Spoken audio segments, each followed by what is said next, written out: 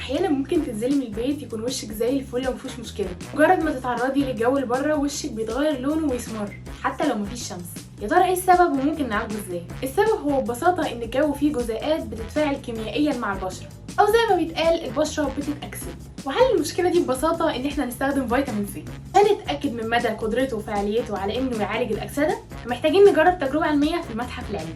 أكسدة البشرة ده فعلا شيء منتشر جدا وحقيقي بيحصل بسبب تفاعل جزيئات الهواء بشكل كيميائي مع خلايا البشرة، وده احنا بنسميه الأكسدة.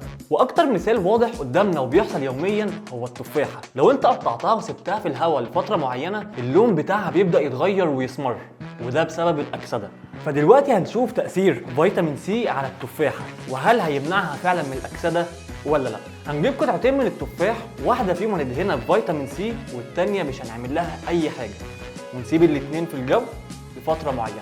وزي ما انت شايف كده القطعة بتاعت التفاحة اللي كان عليها فيتامين سي فضلت زي ما هي بالظبط، او التأثير فيها كان بسيط جدا، على عكس التفاحة التانية اللي ما كانش عليها اي حاجة حصل لها اكسدة بشكل كبير وتغير لونها جامد. فخلينا نقول ان فيتامين سي بيعمل زي طبقة حماية للبشرة من جزيئات الهواء، فبتمنع الجزيئات ديت انها تتفاعل مع البشرة ويحصل الاكسدة.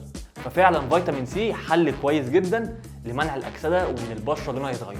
فلو عايز تشوف تجارب اكتر على المنتجات تعالوا نشوف ده في تجربه عمليه مع المتحف العلمي. ما تنسوش تعملوا فولو للاكونت ده واكونت المتحف العلمي.